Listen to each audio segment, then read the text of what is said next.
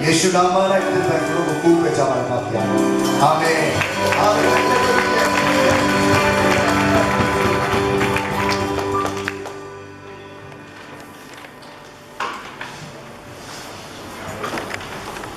Halo Minglawa, Minglawa, Minglawa, Semua ciri kalau dunia ini ciri ciri barat semua ini apa? Ubah yang kaya kamu tidak terjadi. Dunia ini jauh juga, soalnya semua ciri Minglawa, dunia ini terlalu. Bina dunia cici, Allah sombong, tanah sombong jadi orang saya. Di caci orang coba deh,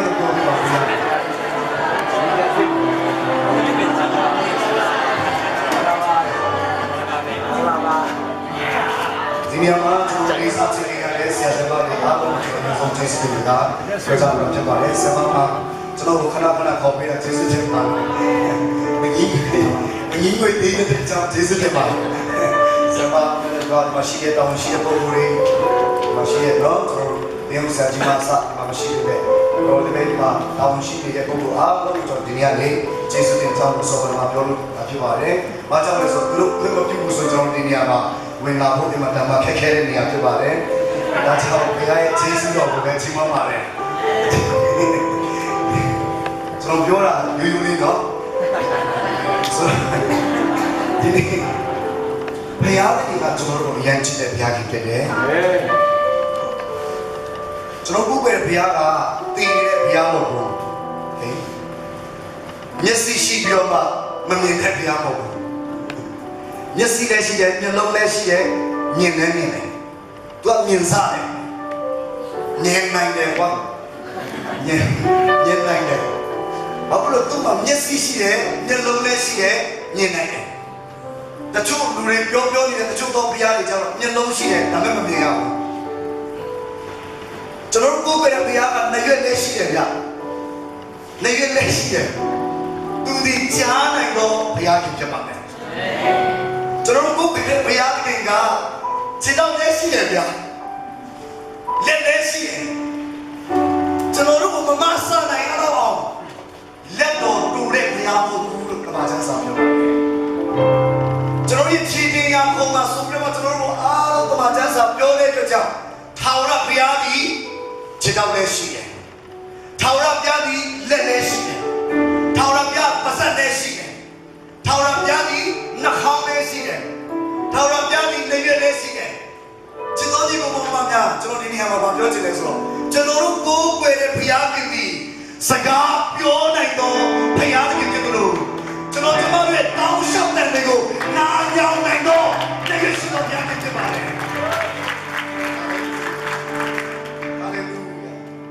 Hallelujah, Hallelujah, Hallelujah, Hallelujah, Hallelujah. How you do it? How you do it, yo? How you do it? Bên nào được sẽ làm gì? Mà họ lúc mà chú đá cho đây mà.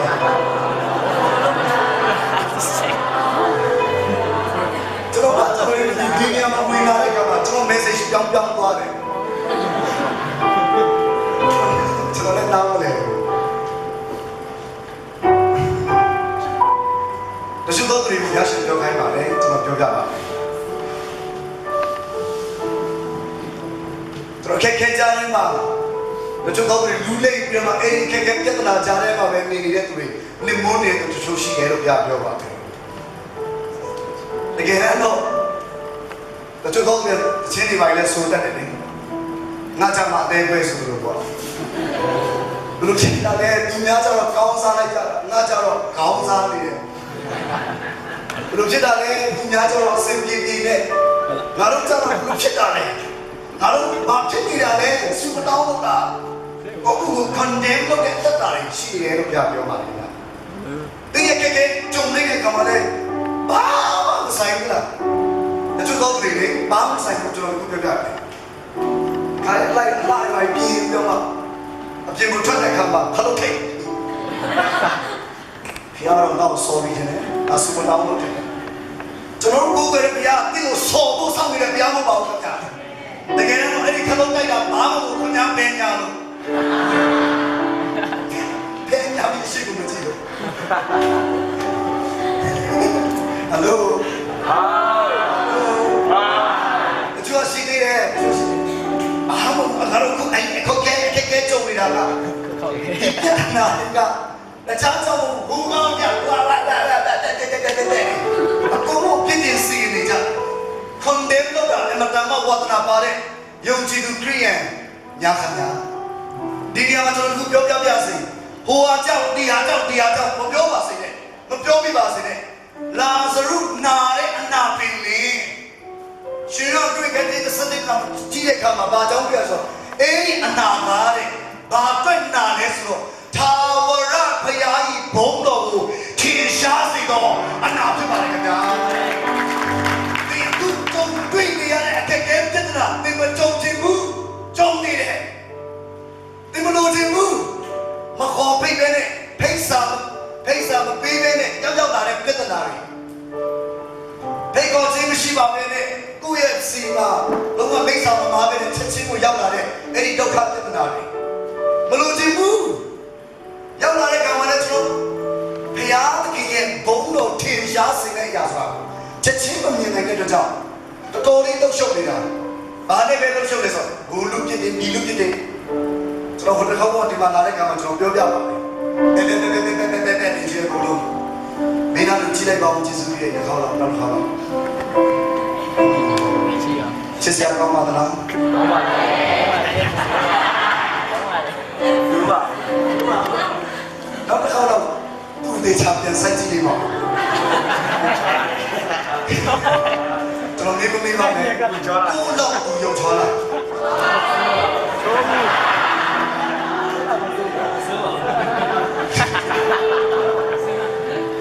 ဘာမှမအင်တေတော့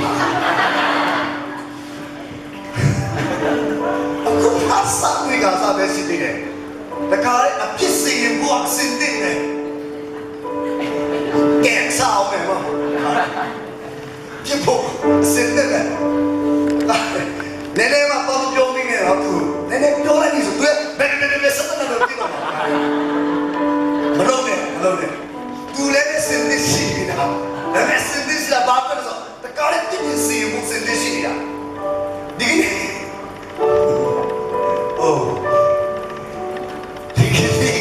ဘုရားသခင်ဒီ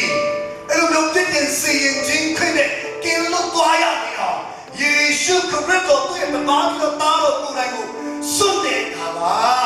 အဲ့ဒီယေရှုခရစ်တော်ကတင်တဲ့ကျွန်တော်ရဲ့နေရာကိုလွှဲပြောင်းပေးတဲ့နေ့ကလေးစားပြပါအဲ့ဒီပြည့်စုံခြင်းကို cross ကားတိုင်းပေါ်မှာယေရှုကခံခဲ့ပြီးသားဖြစ်တယ်ယေရှုခံခဲ့တဲ့တရားတော်ချင်းအားလုံးကိုထာဝရအတွက်လုံလောက်ဖို့တရားတော်ချင်းဖြစ်ပါလေခင်ဗျာ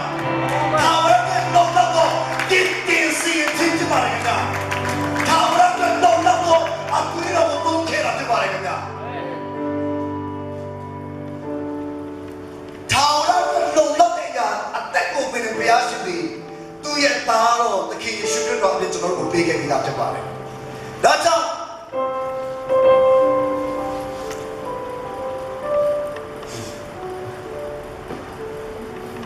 ကျွန်တော်တို့ကအပြစ်တင်စေမှုအတွက်အမြဲတမ်းဖြစ်စေရတာကဘာလဲဆိုတော့ကျွန်တော်အထက်ကစိတ်ပဲဖြစ်ပါတယ်ခင်ဗျာစိတ်ပဲဖြစ်ပါတယ်စာရန်ကကျွန်တော်တို့လာတိုက်တဲ့အခါမှာအပြင်ပန်းတယ်လည်းဘယ်တော့မှမတိုက်ဘူးအယုံဆုံးပါနဲ့ကလာတိုက်လဲဆိုတော့အထက်ကစိတ်ကိုပဲလာပြီးတော့မှလုပ်လိုက်တာtwist လုပ်လိုက်တာကစိတ်ကိုပဲအဲ့ဒီစိတ်ကိုပဲ twist လုပ်လိုက်တာကဆိုအဲ့မှာကိုယ့်ရဲ့အမြင်တွေကမကြည့်တော့ဘူးဘာလို့ဆိုကိုယ့်ရဲ့မျက်မှန်ကမကြည့်တော့ဘူးဒီမှာဒီမျက်မှန်ကမကြည့်တော့ဘူးအကုန်လုံးဒီမှာတုံးလိုက်ကိုယ့်ရဲ့ဒီဘယ်ရတဲ့တုံးလိုက်တဲ့ခါမှာရှင်းလင်းသွားနိုင်လဲဆိုတော့ယေရှုခရစ်တော်ရဲ့အသွေးတော်ကသာနေအဲ့ဒီစိတ်ကိုကြည်လင်စေအောင်ဖြစ်တယ်ဟာလေလုယာဟာလေလုယာဟာလေလုယာဒါကြောင့်ကျွန်တော်အခက်အခဲပြဿနာတွေကြုံတဲ့ခါတိုင်းမှာကျွန်တော်ဒီနေ့အားပေးပြစီဟုတ်တယ်အခုလောလောဆယ်တော့အခြေတွေကအခက်အခဲကြုံနေတယ်ဒါပေမဲ့ဒီအခက်အခဲတွေထာဝရဘုရားရဲ့ဘုန်းတော်ကိုထင်ရှားစေမယ်အခက်အခဲဖြစ်တယ်လို့သဘောပေါက်ပါအာမင်ဟာလေလုယာဟာလေလုယာဟာလေလုယာအာမင်ကျွန်တော်ဆိုရင်ငယ်ငယ်တုန်းကဆိုတားငယ်တာဖြစ်တယ်တော့ကြည့်ကျွန်တော်ငယ်ငယ်တော့တကယ်ပြောတာတားငယ်နေတယ်သုံးလရွယ်မှာကျွန်တော်ရဲ့ဖိနေနေပြဲသွားတယ် ဒီချိန်မှာကျွန်တော်ကိုဘယ်သူကပြုစုခဲ့လဲဆိုကျွန်တော်အဖွားကပြုစုခဲ့တာဖြစ်တယ်ဘုရားကျေးဇူးတော်ကြောင့်ကျွန်တော်အဖွားကအမတန်မှဆုတောင်းအားတန်တော်မြို့သမီးဖြစ်ပါတယ်ဘုံလာရွေကကျွန်တော်တို့နောက်ကနေကြောပိုးပြီးတော့မှနဲ့9နိုင်တိုင်းမှာဘုရားကျောင်းထူသွားပြီးတော့မှအဲ့ဒီဘုရားကျောင်းရောက်တိုင်းမှာနည်းနည်းအာရုံပြုဆုတောင်းတိုင်းမှာကျွန်တော်ရဲ့ခေါင်းပေါ်မှာလက်တင်ပေးပါတယ်အဖွားကပြောလဲဆိုတော့ကိုရောဒီသားကိုရောရဲ့တိုင်းနိုင်ငံအတွက်ကိုရောရဲ့ဘုံတော်အတွက်အသုံးပြုပေးပါအမြဲတမ်းစက္ကန့်ပေးခဲ့တာဖြစ်ပါတယ်ကျွန်တော်ဘုရားမှာတင်ငယ်ချင်းဆိုတာကဘာလဲဆိုတော့ကောင်းကောင်းနားလည်ရတဲ့ဘဝအချိန်လေးကျွန်တော်သိပြလာရပါတယ်မိထွေးရှိတယ်တော်တော်ကျွန်တော်မိထွေးတော့ဘုရားကြီးဆိုတော့အရင်ကတော့ဘုရားမရခဲ့တဲ့အချိန်ကတော့တော်တော်ခံရခဲ့ခဲ့ပြီပဲဘုရားရပြီးနောက်ပိုင်းမှာတော့အမတန်မှဝိညာဉ်ရမှာအရင် strong တဲ့မိခင်ကြီးဖြစ်ပါတယ်ဘုရားကြီးဆိုတော့ဘုရားကျောင်းကိုပေါင်းတဲ့ညဲမဲ့သူကလည်းပြောညံလုပ်ခဲ့တာဖြစ်ပါတယ်တိုးတော့အဲ့ဒီမပြောင်းလဲခင်ဘဝအချိန်မှာတော့ဆိုတော့အသက်တာထဲမှာတင်ရင်ချင်းအားငယ်ချင်းဆိုတာပါလေဆိုတော့ကောင်းကောင်းနားလည်ပါမယ်ကျွန်တော်ဒီမိဘနဲ့မဟုတ်ပြီပဲမိဘနဲ့ကဲတော့တက်ရှင်ရတဲ့ပုဂ္ဂိုလ်ကိုစိတ်နဲ့မမပါတိုးတော့ကျွန်တော်တက်တာထဲမှာ Sunday School ဘဝကလေးကယေရှုခရစ်တော်ရဲ့အကြောင်းလေးကျွန်တော်ကြားခဲ့ပါတယ်ဒါပေမဲ့ကျွန်တော်ရဲ့တက်တာထဲမှာအဲ့ဒီယေရှုခရစ်တော်ကြောင့်လက်ခံထားခြင်းမရှိခဲ့ဘူး1998ခုနှစ်မှာ Reverend Dogo Silois Sadoguta ကျွန်တော်ရောမလာပြောတာခရစ်စတန်ကပါအဲ့ဒီခရစ်စတန်ပွဲမှာကျွန်တော်1998ခုနှစ်ဒီဇင်ဘာလ15ရက်နေ့ညကျွန်တော်ဒီယေရှုခရစ်တော်ကျွန်တော်ရဲ့အသက်ခင်ကယ်တင်ပိုင်ရှင်ဖြစ်ယုံကြည်လက်ခံရပါတယ်အဲ့ဒီနေ့ကလေးစပြီးတော့ကျွန်တော်ရဲ့သင်ငယ်ချင်းတွေကတော့လုံးဝအဝေးကိုလွတ်ထွက်လို့ကျွန်တော်ခံစားရပါတယ်ဘုရားရဲ့ကျေးဇူးတော်ကြောင့်ကျွန်တော်ဘုရားရဲ့မြတ်တာတော်ကိုအထဲမှာခံစားလာတဲ့ကံပါလေဆိုတော့ကျွန်တော်ပြောလို့အခက်အခဲသူကြုံတာကျွန်တော်မှာအခက်အခဲကြုံတာဆိုတာအမတန်မှပေါ်များပါတယ်ဘုရားကျေးဇူးတော်ကြောင့်အခက်အခဲဆိုတာကိုဘာလဲဆိုတော့ကျွန်တော်ကောင်းကောင်းသိခံစားရပါတယ်ပြဿနာဆိုတာကိုဘယ်လိုကြော်လွှဲရလဲဆိုတော့ကျွန်တော်ကောင်းကောင်းနားလည်ရပါတယ်လက်တွေ့လုပ်ခဲ့ရပါတယ်အရင်တော့ကျွန်တော်နားမလည်ခဲ့ဘူးအဲ့ဒီကဲပြဿနာကြုံတဲ့ချိန်တိုင်းမှာကျွန်တော်ဘုရားကိုပြဿနာရှာခဲ့ပါတယ်ဟာဘဂုတ်တက်တာလို့ပဲကိုတော့ဘုရားခင်ကိုကျွန်တော်လူငယ်စကားနဲ့ပြောဆိုမလိုက်လို့ကြွိုင်တာပေါ့ဒါရဲ့ကိုဘာဖြစ်လဲဒီကျွန်တော်ဘောကျွန်တော်မချိန်တတ်ဘူးဒီလိုမျိုးဖြစ်တဲ့အစားကိုတော့မဖန်ဆင်းခဲ့ပြီးတော့ဘုရားကျွန်တော်တကုံကြွိုင်ခဲ့တဲ့လူဖြစ်ပါတယ်complain တက်ခဲ့ပါတယ်ကိုတော့ဘာဖြစ်လို့ဖန်ဆင်းနေသေးရလဲဘယ်ခံစားမလို့ကိုတော့တိတိကျကျဘာလို့ဖန်ဆင်းနေသေးလဲကွာမဖန်ဆင်းတဲ့တော့လေဘာဖြစ်သေးလဲကျွန်တော်လူဖြစ်လာပြီးတော့စပ်ပြီးအောင်ကျွန်တော် complain တက်ခဲ့တဲ့ပုံကိုတူပါဒါပေမဲ့အဲ့တောင်ကိုရကိုစကနကနေမှာကျွန်တော်ရတဲ့ယေရှုခရစ်တော်ဒီမြစ်တာတော်ရှင်ဖြစ်မဲ့ကျွန်တော်ပေါ်လာတယ်သူဒီမြစ်တာကြီးမားတော့ဘုရားဖြစ်တယ်စိတ်ရှိတော့ဘုရားဖြစ်တယ်ဟာလေလုယာဘယ်လောက်စိတ်ရှိလဲဆိုရင်နားပါဘုရားသခင်ဒီယောနာကိုအသုံးပြုတဲ့အခါမှာနော်ယောနာကိုသူဖတ်ကြည့်ပါအဲ့ဒီယောနာကိုဘုရားကသွားခိုင်းတဲ့လေကနိနဝေကိုသွားခိုင်းတာအားလုံးသိပြီးသား make a story short ဘယ်ကိုပြေးသွားလဲဆိုတာရှုကိုပြေးသွားတယ်စကားနားမထောင်ဘူးဆိုရင်မမပါဘူးစကားနားထောင်နေဆိုရင်မမပြန်ဘူးဘာဖြစ်လို့လဲဆိုတော့အချို့တော့တွေသွားဆိုလုံးဝမသွားဘူးအဲ့ဒါတော့နားမထောင်တာပဲသူကတော့ရှာတယ်စကားနားထောင်တယ်ဒါပေမဲ့သွားတာတလဲကြီးသွားတာသူကတလဲကြီးသွားတာဒါရှုကိုထွက်ပြေးသွားပါလေဒါတော့ခေါင်းမာတဲ့ယောနာကိုအပေါင်းပြုတဲ့ဘုရားဒီနားလာပါစိတ်ရှိတော်ဘုရားဖြစ်တယ်မြစ်တာရှိတော်ဘုရားဖြစ်တယ်ဟာလေလုယာပြေးသွားတဲ့ယောရှ်ဒါဆိုဒါရှုကိုပြေးသွားပြီးတော့မှအားလုံးတည်တဲ့အတိုင်းလေပြင်းမုန်တိုင်းရောက်လာတဲ့အခါမှာသူသိတယ်သူကြောင့်ဖြစ်တယ်ဆိုသူသိတယ်သူသိတဲ့ကြောင့်ဘာလို့လဲဆိုတော့အယံပြင်းလိုက်တဲ့ကိုယောနာဘယ်တော့မှပြင်းကြည့်လဲဆိုတော့ကျွန်တော်ကိုပြစ်ချလိုက်တဲ့ကိုခုံစင်းလေသူပြစ်ကိုခံပြီးပါလေကိုချလိုက်လေမခုံကြဘူးအယံပြင်းတာကျွန်တော်ကိုပြစ်ချလိုက်ဒီပြဿနာငြိမ်းသွားလိုက်တယ်လာသေးတယ်သူကိုပြစ်ချတယ်ပြစ်ချတာတော့ငါးစီဝုန်းပိုက်ထဲမှာတော့3ရက်လုံးစုမတော်ဘူး Amulo sa sumadamu. Halo. Halo. Sumadamu. Sumadamu. Hayat ki ngale choro aku phone ni ma unlock ke chale ka ma nakare passcode shi ke no ai passcode man ma be phone ဖွင့်လို့ရတယ်လို့ပဲအဲ့ဒီငါးချင်းဝန်းလိုက်ထဲမှာ3ရက်လုံးရှိခိုင်းတာဘုရားကပိတ်မလိုက်တာလောချလိုက် passcodeရှိတယ်အဲ့ဒီ passcode နေမှာပဲငါးကြီးကအစဟာဖွင့်ပါဒါကြောင့်အဲ့ဒီ passcode ကဘာလဲဆိုတော့ချက်ချင်းတော့သိရတာနဲ့မလုံးဘူးအဲ့ကြောက်က3ရက်နေမှာစူတောင်းတာ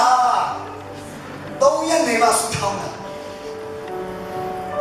ဘယ်နာလို့ပြောပါအခက်အခဲရှိတဲ့ချိန်တိုင်းမှာစူတောင်းဖို့မမေ့နဲ့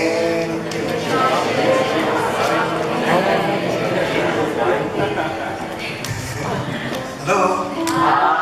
Are you there Yes အခက်အခဲရှိတဲ့ချိန်တိုင်းမှာစူတောင်းဖို့မမေ့ပါနဲ့ပြင်းနဲ့မပြင်းပါနဲ့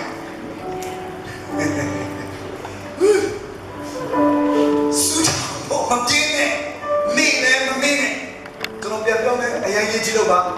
အခက်အခဲကြုံတိုင်းမှာစူတောင်းဖို့မပြင်းနဲ့မေ့နဲ့မမေ့နဲ့ကျွန်တော်တို့လူတွေကမေ့ညာနဲ့ဓမ္မကောင်းတာဖြစ်ပါတယ်မညာတော့တိတ်မကောင်းပေမဲ့မေ့ညာတော့ဒါကောင်းကြတယ်ဘယ်တော့ကောင်းလဲဆိုအီမာန်ကဘုရားကြီးငါတို့နဲ့တူရှိတော့ပြဟာတိတယ်ကောင်းကောင်းသိတယ်ဒါပေမဲ့မိထားအခက်အခဲကိုလိုသမီးတို့ထားတယ်ပါထားခဲ့ရမယ်အနာမှာကိုတော့ကိုရောရဲ့ဝေးဝေးမသွားပါနဲ့ဘာဝေးဝေးသွားစမ်းလို့ဘုရားကြီးအနာမှာရှိတယ်ပြဿနာကျွန်တော်တို့မခေါ်လို့မထူတာဒါပဲအဲ့ဒီငါးချင်းဝမ်းမိုက်ထဲမှာ3ရက်နေမှာနေနဝေညုတ်ကိုသွားဖို့နားထောင်တဲ့အဲ့ဒီယောနာကြီး3ရက်နေမှာဆူတောင်းလိုက်တဲ့ကမှာဘုရားရှင်ကအဲ့ဒီဆူတောင်းတဲ့ကိုနားထောင်ပြီးမှ passport and whatever တောင်းဖွင့်ပေးလိုက်တယ်ထုံးကားတယ်အန်ချတော့ဘောဘောမောလိုက်တယ်အဲ့တော့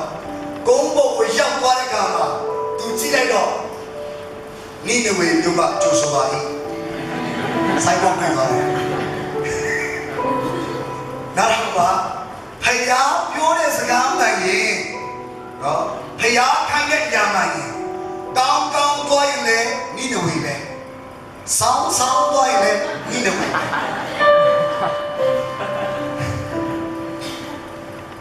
ကျွန်တော်ဒီကုမောင်ပါများဖယားကလူလိုက်တဲ့ကြံစီရှိထားပြီးသားဖြစ်တယ်ကျွန်တော်ကအသုံးပြုတဲ့ပုံစံနဲ့ဒီမှာရှက်ဆရာမကိုအသုံးပြုတဲ့ပုံစံတူချင်မှတူနေတယ်ဒါနဲ့အဲ့ဒီဆရာမနေရာမှာကျွန်တော်အစားမထုတ်ဘူးဘုရားကဆရာမကိုအသုံးပြုတဲ့ဆွေနေရာမှာဆရာမနဲ့လည်းအဆုံးထိအလုံးလုံးနဲ့ဘုရားရှင်ဖြစ်ပါမယ်။နိဒဝေမြုပ်တဲ့ခြင်းရောက်တဲ့ယောနာကိုဘုရားကစောင့်ကြရပါတယ်ခင်ဗျာ။စိတ်ရှိတော်ဘုရားဖြစ်တယ်။စိတ်ကောက်တဲ့ဘုရားမဟုတ်ဘူး။စိတ်ရှိတော်ဘုရားဖြစ်တယ်။စိတ်ကောက်တာခင်ဗျာ။ဘုရားစိတ်ရှိတယ်။ဒီနောက်တော့စိတ်ကောက်တာခင်ဗျာ။စိတ်ရှိတာဘုရားလို့Sorry no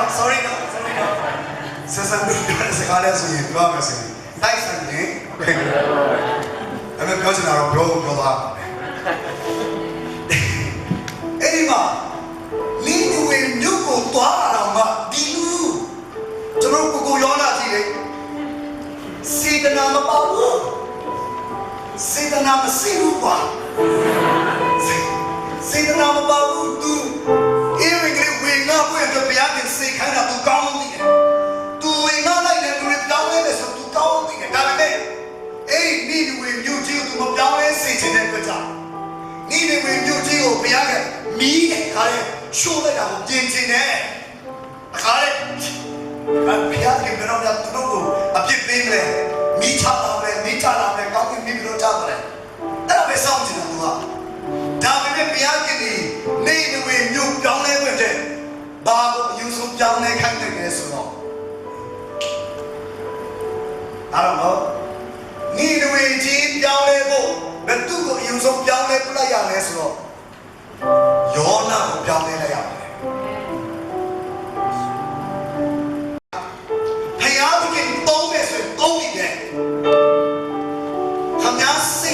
တာစိတ်ကောက်တတ်တာဘာညာဘုရားကဂယုမဆိုင်ဘူးငါယူကိုမဆိုင်တာ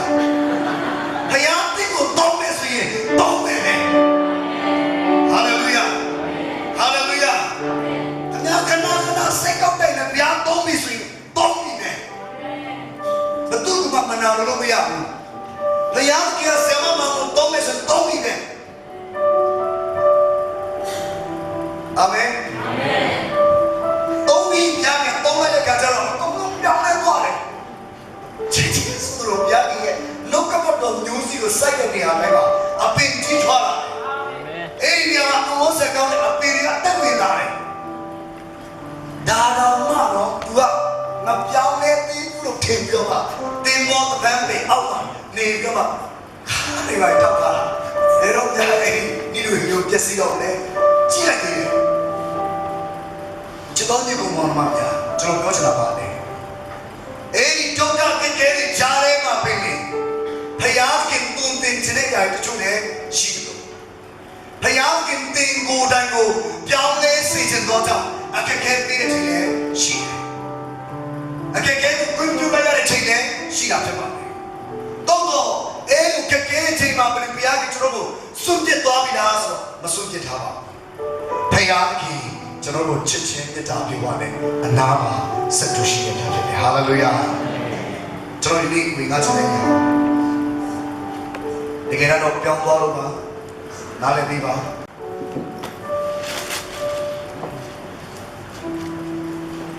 ခန်းနဲ့စလေးနဲ့စကားကိုကျွန်တော်ဖတ်ပါမယ်အပြည့်ဟန်ဒီနဲ့စောစောထား၍မုံနဲ့ရေဘူးကိုယူသဖြင့်ဟာဂရပခုံး၌တင်ပြီးတယ်သူငယ်ကိုအဲ့ဒီဂျုံမကိုလွတ်လိုက်လေသူဒီလည်းလမ်းသွား၍ဘီရရှိဘတော၌တဲ့နေဘူး၌ရေကုန်သောအခါသူငယ်ကိုခြုံဖို့အောက်၌ထား၍ငါဒီသူငယ်တေဒီကိုမမြင်လို့ဆိုရဲ့ခပ်ဝေးဝေးလေးတစ်ခန်းလောက်သွားပြီးသူငယ်ရှိမှထိုင်နေထို့သောထိုင်နေစဉ်သူဒီအတန်ကိုလွှဲ၍ကိုကျွေးလေဘုရားသခင်ဒီလူတွေအတန်ကိုကြားတော်မူ၍ဘုရားသခင်ကောင်းကင်တမန်ကဟာဂရာတင်နိုင်တဲ့မှုရှိတယ်မစိုးရိမ်နဲ့လူလင်နေသောအရက်ထဲကသူ၏အတန်ကိုဘုရားသခင်ကြားတော်မူပြီဒီအရာကဘာကြောင့်တွေ့ရလဲဆိုတော့အာဗြဟံရဲ့အကြောင်းတွေ့ရတာဖြစ်ပါတယ်အာဗြဟံကသူ့ရဲ့ဇနီးတဲ့ဆာရာရှိရဲ့သားနဲ့ဘုရားခင်သူတို့ကိုဂတိတော်ပေးထားခဲ့တာရှိအဲ့ဒီဂတိတော်ဘာလဲဆိုအာဗြဟံမင်းက Father of multitude လို့ခေါ်တဲ့သူရဲ့အာဗြဟံရဲ့ဒိတ်တယ်ကနာမည်ရဲ့ဒိတ်တယ်ကလူမျိုးမြောက်များစွာတို့ရဲ့လူပေါင်းမြောက်များစွာတို့ရဲ့ဖခင်ဖြစ်ရတယ်ဆိုရက်ဖခင်ဆိုရက်နာမည်ကိုတပ်ပေးလိုက်တယ်တကယ်လည်းများစွာသောသူရဲ့ဖခင်ဖြစ်တဲ့ဘုရားခင်ကတိတော်ထားလိုက်တယ်မင်းတို့ရဲ့မျိုးဆက်တွေများကြီးကဖြစ်စေတယ်ကပောင်းတဲ့စနာမတွေကဘုရားရှင်အာဗြဟံကိုပြောလို့ဆိုအပြင်ကိုထွက်ခိုင်းပြီးတော့တဲကနေအပြင်ကိုထုတ်ဆောင်လိုက်တယ်ထုတ်ဆောင်ပြီးတော့အာဗြဟံမင်းပေါ်ကိုကြည့်အပေါ်ကိုကြည့်တဲ့ကမှာခြေကိုတွေ့ပါတယ်ကိုတော့ဟုတ်ပြီအဲ့ခြေကိုရေတွက်ကြည့်စမ်းရေတွက်တယ်ကိုတော့ရေတွက်လို့မရနိုင်တော့အောင်ကြားပြလာပါလေအေးမင်းရဲ့မျိုးဆက်တွေကိုငါအဲ့တော့ညာဆိုတော့ခြေမင်းရေတွက်လို့မရနိုင်တော့ဖြစ်တယ်လို့ပဲမင်းရဲ့မျိုးဆက်တွေကိုငါပေးမယ်မနေ့ပြရှင်ကအဗြဟံမင်းအောက်ကိုလည်းမုန်းကြည့်လိုက်ပါဘူးသူတို့ရဲ့တဲကရာရဲ့နေရာမှာနေရာဖြစ်တဲ့ကြောင့်အောက်ကိုကြည့်တဲ့အခါမှာတဲကိုတွေ့ပါတယ်ကိုတော့ဒါဆိုရင်အဲ့ဒီတဲကိုမင်းရည်ကြည်စမ်းရေမရဘူးကိုတော့အရင်ညာလုံးနဲ့ဟုတ်ပြီမင်းရဲ့မျိုးဆက်တွေအဲ့လောက်များပြားစွာမှာဝေးပွားစေတယ်ဖယားဂတိတော်လာပြီးဖြစ်တယ်နောက်တော့ဖယားသခင်ကဂတိပေးရဆိုရင်အဆုံးထိတာဝန်ယူတဲ့ဘုရားရှင်ဖြစ်ပါတယ်အဲ့ဒီဂတိပေးတဲ့ဘုရားကဂတိလည်းပေးတယ်ပြီးတော့ချက်ချင်းရောက်လာဆိုတော့မရဘူးအသက်လည်းပုံကြည့်လာတဲ့ဆယ်နှစ်လောက်ပုံကြည့်လာတဲ့ခါမှာအသက်90နှစ်လောက်ရောက်လာပြီဝေးပွားမှုဆိုတာကလူအနေနဲ့ကြည့်ရဆိုရင်လုံးဝမဖြစ်နိုင်တဲ့အခြေအနေဖြစ်နေပါပြီ။တော့လည်းပဲဘုရားခင်သည်တဘာဝလုံးဘုရားတော်ကြောင့်တဘာဝလုံးသောအရာများကိုလောက်ဆောင်နိုင်တော့တဘာဝလုံးဘုရားရှင်ဖြစ်ပါတယ်။ဟာလေလုယာ။ဟာလေလုယာ။ကျွန်တော်တို့ဘယ်ဘုရားခင် supernatural God ဖြစ်တယ်။ Hallelujah. A supernatural God will do supernatural things. supernatural things နဲ့အဲ့တဘာဝတို့အကုန်လုံးဘုရားရှင်လှုပ်ဆောင်ပေးလိုက်တယ်လှုပ်ဆောင်ပေးကမှကျွန်တော်လူရင်းတို့ရှင်အားသိပြီးသားဖြစ်တဲ့ကြောင့်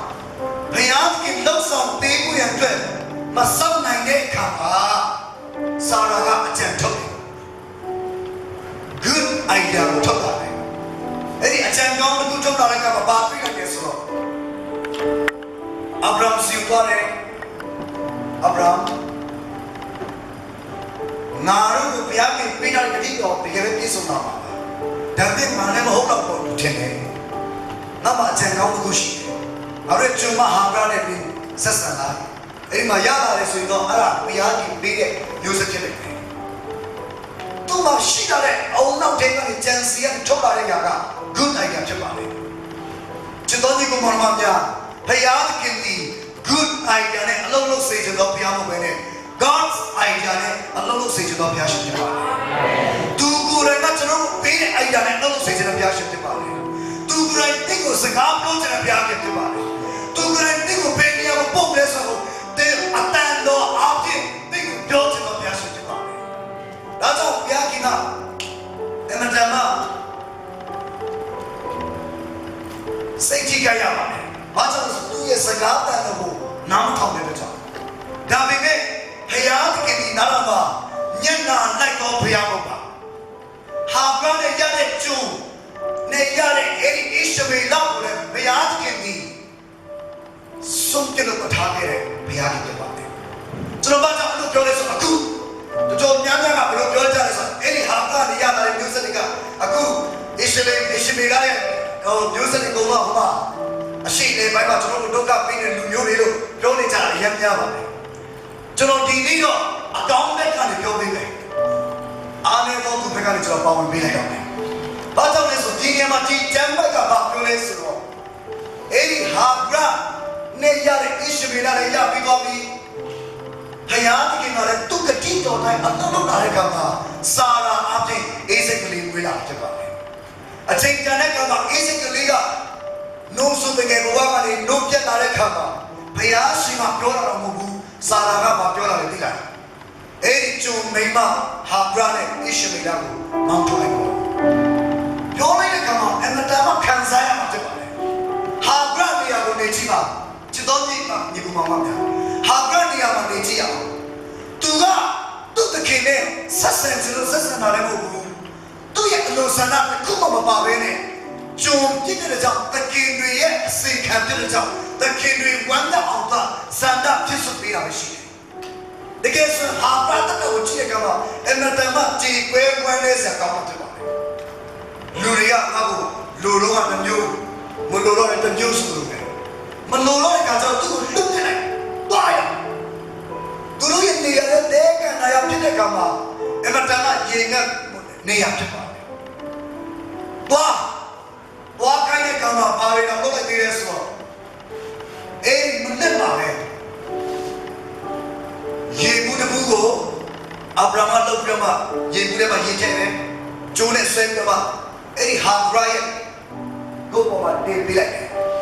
ဒီရေဘူးနဲ့မင်းဖွားပြီးပေါ်တော့ဆွဲပုံစံနဲ့ပဲဘုရားကငါမျိုးရှိရဲ့အဲ့ဒီမျိုးရှိသွားဆိုလည်းမရှိဘူးမမလိုင်းနေထားတာမရှိဘူးဘုရားကဦးရဒီနေ့ညမှာရှိတယ်တွားဆိုတယ်မရှိဘူးတွားလို့ရတော့ချီဦးတရားကိုတွားလို့ဆိုပြမမြစ်တာလုံးဝမရှိတော့တဲ့အတန်ကြီးနဲ့အဲ့ဒါကမှကျန်တဲ့ပုံစံနဲ့ဆက်ဆံလာတဲ့ကောင်မှာကျုံမင်းသားဖြစ်တဲ့အာဗြဟံတရားကိုစဉ်းစားတဲ့ကောင်မှာအမတန်ကြေကွဲစရာကောင်းတဲ့နေရာဖြစ်ပါတယ်ဣရှမေလကတာမီးတရားဖြစ်တယ်ဘယ်တွားလို့ဘယ်လာမှမသိဘူးဒါရီပုံငယ်သေးတယ်အမတန်ငယ်သေးတယ်တွားရဲချီဦးတရားကိုပဲတွားရတယ်တဲကန်လာရမှာအမတန်ပူပြင်းချပ်တွေ့တဲ့နေရာမှာရေလဲစားတဲ့ကြောင့်အေးရေဘူးတဲ့တော့ရှင်ရေတောက်နေတယ်တနေရာရောက်သွားတဲ့ခါမှာရေဘူးထဲကရေကုန်သွားတယ်အဲ့ဒီရေကုန်သွားတဲ့ခါမှာသူတို့ဘာလို့ဘာကဲမှမသိတော့ဘူးအမတန်အာအင်ချီနေတယ်တေဖို့ပဲစောင့်နေတဲ့လူတရားကိုလူမမာလိုပဲဖြစ်လာအဲ့ဒီချိန်မှာဟာဘရကဘာလို့လဲဆိုတော့သူ့ရဲ့သားဒီတိုင်းရေငတ်ပြီးတာကိုသူမကြည့်ချင်တော့ကျွန်တော်အောင်မှာဖတ်ထားလိုက်ဖတ်ထားပြီးတော့လေ จะเพี้ยนเราขันกองไว้ในเดียวดูว่าเดี๋ยวว่าไอ้ตาเย่ไปดามาตาตีเราดูมันชี้เชิงเอาไว้กูว่าเดี๋ยวว่าไอ้เนี่ยดูตามันชี้เดี๋ยวว่าดูนี่จังเนี่ยไอ้เจ็บบ้าไอ้เจ็บบ้าไอ้ลูกเลี้ยงลูกเขาเนี่ยไอ้ชิมิระเป็นเลี้ยงไอ้มาแต่มาน้ำมันเด็ดจังงูโอ้เดี๋ยวว่างูไรตะโกนงูชาไรตูตีออกมางูชาไรไอ้งูเล่นจริงป่ะแค่นี้สิลิสนาโอเชกันป่ะพยาที่เย่ก้าวกินจะแม่ปอดอะไรเนี่ยฮาเลลูยาฮาเลลูยาจิตตอนนี้ก็มองมาเนี่ยกันนะพยาที่มีอับราฮัมเนสซาราโกก้าวจีไปดูเนี่ยงานอะไรกันพยามาบ้าบูฮาบราเน่อิสุเมล่าคนมีกิจการพยามาเป็นทุกพยาที่โกดังอ่ะก้าวกินจะแม่ตะบ้าโกสิ่งนั้นกันจะมาเลยฮาเลลูยาและก็ที่เราพยาสิ่งกุศลฮาบราพยามาเยอะก้าวกินจะแม่ก็ฮาบรามีอย่างตามมูราบุญอาจารย์มาลงใจไอ้ที่มาพยาที่ตัวยังจะเล่าบาลูมิเลนส์เป็นปีเลยแต่ว่านี่ตามนั้นจะเล่าเป็นปีเลยเราก็จะมาบอกกันเนี่ยเด็กนั้นสุดยิ่งไอ้ปีนั้นมาบาชีเลสุโร่เวียนเมสซี่เนี่ยแต่ข้าเพียงเราเพียงใครเนี่ยข้ามาตัวเราเนี่ยปีนั้นมาพยาที่เนี่ยโอเสียก้าวน้องทับเป็นจิตกุฏิเอาที่เนี่ยพยาที่ข้าบาโปรเลสไอ้นี่มาฮาบราเมมเบมามาชีเลจิตตัวนี้กูมองมาเนี่ยเต็มแบบมาพยาที่ชีเอาที่เนี่ยย้อยงาแบบมาพยาชีเราต้องการช่วยเหลืองาแบบมาพยาชีงาเนี่ยคือพยาชีเอ้มาพยาที่บาปโดนส่งงาไม่เนี่ยคือชีเนี่ยเราต้องพูดในสิ่งที่พูดกันอย่างกันมายีด้วยที่กูด้วยอย่างไรจิตตัวนี้กูมองมาเนี่ยลูกก็ทับไปไหนเนี่ยอับราฮัมทับไปไหนเนี่ยอย่างก็กงขันตัวเนี่ยบูดบูซาเนี่ยจะไปแต่กูดูเนี่ยทับไปไหนอย่างก็เป็นเจี๊ยบสิลูกเนี่ยทับไปที่นี่อาการแต่ชีโก้ทับไปจะไปพยายามที่ทับไปไหนอย่างนี้อาการแต่ไม่ชีโก้ทับไปที่ยีด้วยเนี่ยก็แต่สิ่งที่ไม่จะได้เป็นจะไปแต่สิ่งที่ไม่จะเป็นจะไปเป็นตัวขันจับตัวจะไม่ชี내가 나 yaptım deme ey şirini bakın çaba ey yani yıkattım yola dur tamamıyla neşin hayal tuyata işmeyla bulama ey tanrı kulama çoğsole lim yaptı da tuşla ama tamam ya ki duru da tuşla kama duru bile ve ya ki ye atuşi ce sure nyamma do abi ya ki avke ce ko leke na tumare ni dasu ya ki naram da tusineไอ้มาจุนฮาบรานีกะตะเข็มมายาบุยามาเลยกันตุลีตุยตาเดียวตุตาบุตะชาโนเวนัสตะการะปีศาจเลยมาไอ้พี่มาเป็นเลยโอ้ตุตากูเลยกันจวนจิเดียวมาโจโซยตุที่เนี่ยจ้าตุตาเนี่ยคือไอ้เนี่ยมาพยาที่คืออัตุชิจิสเลยเนี่ยมาบอกเนี่ยเอาจริงก็ยังกินสิ่งที่เราจะมาดี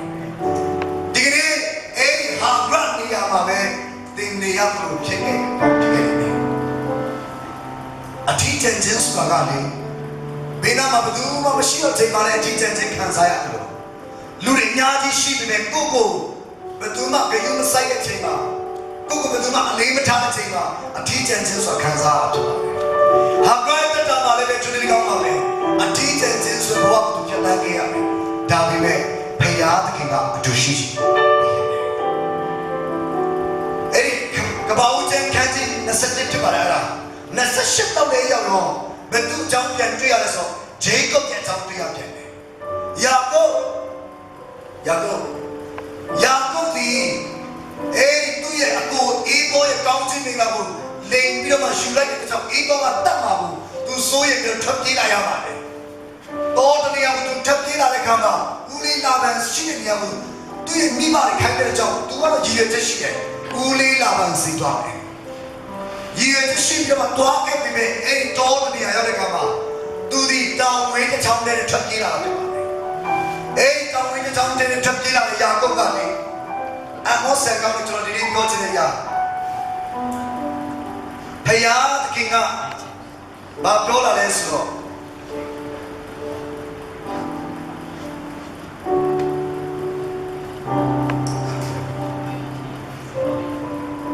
အခန်းငယ်15မှာကပောက်တဲ့ခန်းကြီး28ခန်းငယ်15မှာအဲ့ဒီယာကုပ်တယောက်တည်းထွက်ပြေးလာတဲ့အချိန်မှာဘုရားကဘာပြောလဲဆိုရင်အခန်းငယ်15မှာနာဒီတိပနာရှိတင်တွားလီယာယာ၌ငါဆောင်ပါမည်ဤပြည်တော့တစ်ဖန်ဆောင်ခဲ့အောင်ဒီကတိထားသည့်အတိုင်းမပြည့်စုံမီတင့်ကိုငါမစွတ်ဘူးမိန့်တော်မူ၏ယာကုပ်မင်းအခုထွက်ပြေးလာတဲ့ပြည်ကိုငါတခါပြန်ပြီးတော့ပို့တယ်တဲ့ငါပြန်ပို့မယ်တဲ့ပြန်ပို့မယ်ဒါပေမဲ့ပြန်ပို့တဲ့ခါမှာတော့အခုထွက်ပြေးလာတော့တောင်ဝေးတစ်ချောင်းသေးနေပဲဘာမှမရှိဘူးကောင်းစမ်းမရှိလို့ကြောင့်ကြောက်ကိုကောင်းခဲ့ရတယ်ထွက်ပြေးလာတော့ဘာမှမရှိခဲ့တဲ့ပုဂ္ဂိုလ်ဟာပြန်ပြီးတော့တပံပြန်ဆောင်ခဲ့တဲ့အချိန်မှာဘုရားသခင်ကဘလောက်တော့မှသူ့ရဲ့အတူရှိခြင်းဆိုတဲ့ငါဒီတင်ပြမရှိတဲ့ငါမင်းနဲ့တူရှိတယ်ဆိုတဲ့ဘုရားရဲ့မျက်မှောက်ကိုဘယ်လိုတော့ထင်ရှားပေးလိုက်လဲဆိုရင်အခန်းကြီး30မှာအခန်းကြီး30မှာအခန်းငယ်73လောက်မှကျွန်တော်ဆက်ပါမယ်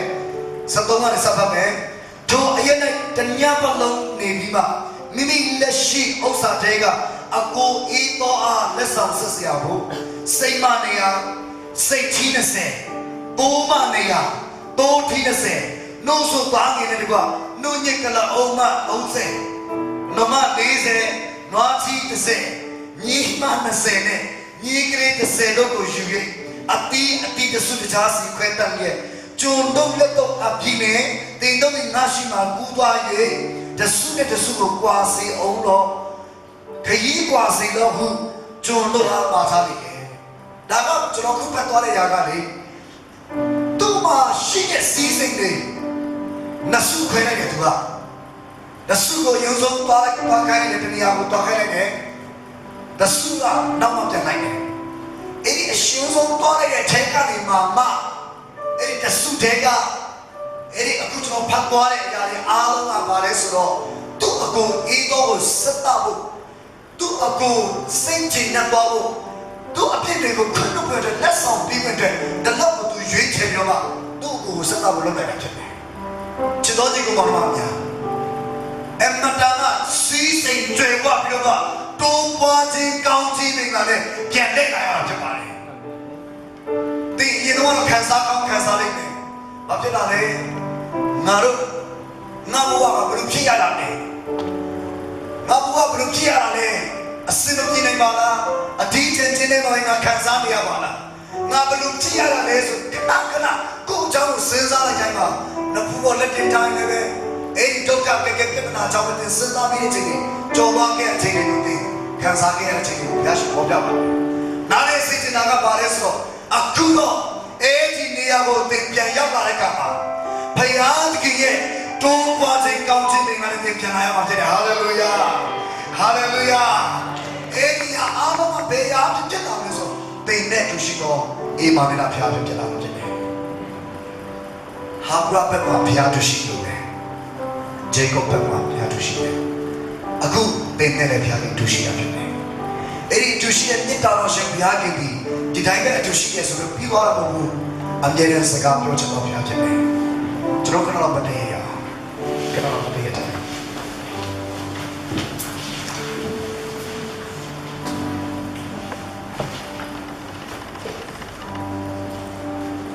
ကျွန်တော် praise worship လုပ်တဲ့ခါမှာတော့ကျွန်တော်တနင်္ဂနွေနေ့ဘုရားရှိခိုးဖို့ရောက်လာတဲ့ခါမှာအရေးကြီးဆုံးသောအရာကဘာလဲဆိုတော့နှုတ်ကပတ်တော်ကြားဖို့လည်းအရေးကြီးပါတယ်ဘုရားကြီးမောင်ကိုပဲလည်းအရေးကြီးပါတယ်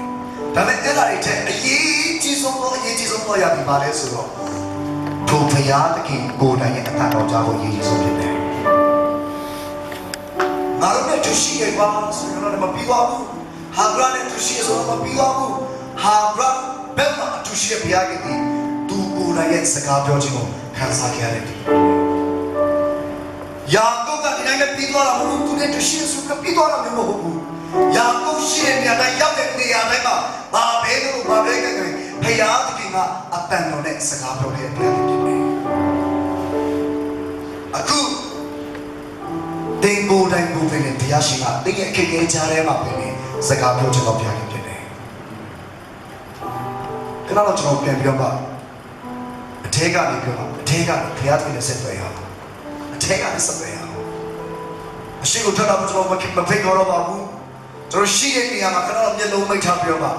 အထက်ကလည်းတန်ရှင်းတော့ဘုရားသခင်နဲ့ကျွန်တော်ဒီချိန်မှာဆက်သွယ်ရအောင်ကျွန်တော်ဒီကိုလာတာကဘုရားသခင်နဲ့စကားတန်တော်ကိုကြားဖို့ဖြစ်ပါစေပျော်ဖို့တော့ပဲလာတာမဖြစ်ပါစေခဏတော့ကျွန်တော်ဇုံပါလို့ဆက်ချင်တဲ့ဆိုဒီချိန်မှာတင်ကိုယ်တိုင်အဲ့ဒီဘုရားသခင်ကိုစကားပြောပါစကားပြောပါအတန်ကိုလွတ်ပါဘုရားသခင်နဲ့စကားပြောနေတာကျွန်တော်ကိုယ်ကချင်းမနဲ့ဘုရားခင်ကျွန်တော်နဲ့တူရှိနေဖြစ်တယ်ဟာဂရဘက်မှာတူရှိတယ်လို့ပဲယာကုပ်ဘက်မှာတူရှိတယ်လို့ပဲတင်နဲ့တူရှိတဲ့ဘုရားခင်ဖြစ်တယ်အခုတင်ကိုယ်တိုင်ရဲ့ဘေးနားမှာပြရှိနေပြီစကားပြောပါကိုလို